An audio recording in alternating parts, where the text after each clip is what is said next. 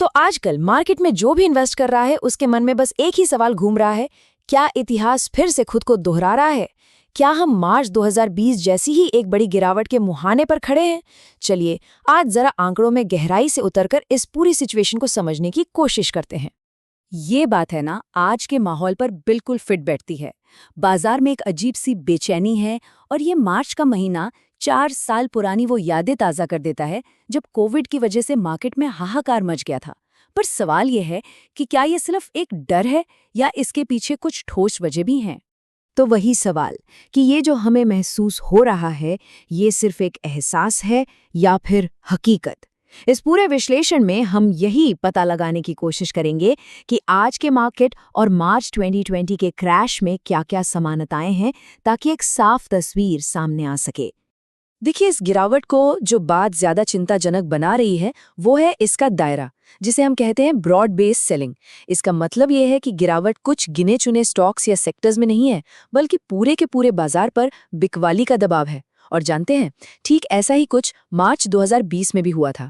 अच्छा, अब अगर मार्केट की सेहत को असल में नापना हो तो हमें एक ऐसे इंडिकेटर को देखना होगा जो हमें सतह के नीचे की कहानी बताए।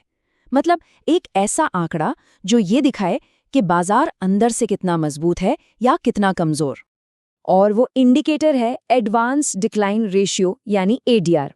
अब इसे बिल्कुल आसान भाषा में समझें तो ये हमें बताता है कि हर एक बढ़ने वाले शेयर के मुकाबले कितने शेयर गिर रहे हैं। अगर ये रेशियो 1 से कम है तो सीधा सीधा मतलब है कि गिरने वाले शेयरों की संख्या बढ़ने वालों से ज्यादा है, जो मार्केट में कमजोरी का एक साफ इशारा है। और अब जो आंकड़ा सामने आया है ना, वो सच में चौंकाने वाला है। मार्च 2020 में जब मार्केट बुरी तरह क्रैश हुआ था, तब एडवांस डिक्लाइन रेशियो था 0.72 और आज ये रेशियो 0.71 पर है।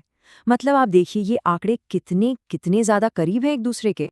इसका सीधा मतलब ये हुआ कि बाजार की जो अंदरूनी कमजोरी है, यानी ब्रॉडर मार्केट वीकनेस, वो आज मार्च 2020 के लेवल पर ही पहुंच गई है, बल्कि उससे थोड़ी सी ज्यादा ही है। तो समझने वाली बात ये है कि ये सिर्फ कुछ बड़े शेयरों की गिरावट नहीं, बल्कि ये कमजोरी पूरे बाजार में फैल चुकी है।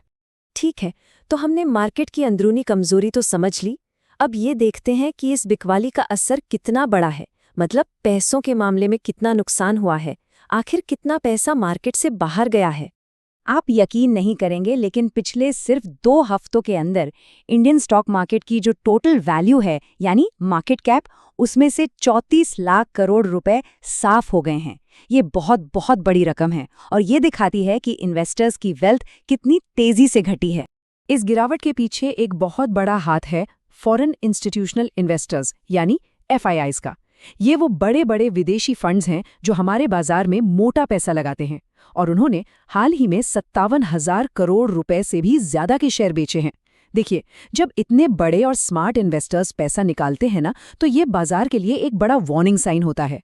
चलिए अब इस नुकसान को थोड़ा और करीब से देखते हैं। ये गिरावट अलग अलग इंडेक्स और स्टॉक्स पर कैसे असर डाल रही है, खास तौर पर उन सेगमेंट्स पर जहां हम जैसे रिटेल इन्वेस्टर्स का पैसा ज्यादा लगा होता है। गिरावट का असर तो हर तरफ दिख रहा है। हमारा मेन इंडेक्स निफ्टी लगभग 8% गिर चुका है, जो कि एक बड़ी गिरावट है। और वहीं मिड कैप और स्मॉल कैप इंडेक्स, जो पिछले कुछ समय से कमाल का रिटर्न दे रहे थे, उनमें भी करीब 7% की बड़ी गिरावट आई है। और ये कहानी सिर्फ इंडेक्स लेवल तक नहीं है। अगर हम निफ्टी 500 को देखें तो 64 स्टॉक्स अपने 52 हफ्ते के सबसे निचले लेवल पर ट्रेड कर रहे हैं। और इससे भी ज्यादा चिंता की बात यह है कि 11 शेयर तो अपने ऑल टाइम लो यानी अब तक के सबसे निचले स्तर पर आ गए हैं। ये दिखाता है कि चोट कितनी गहरी और फैली हुई है। तो इन सभी आंकड़ों का मतलब क्या निकाला जाए? एक इन्वेस्टर को इस माहौल में क्या सोचना चाहिए, क्या करना चाहिए?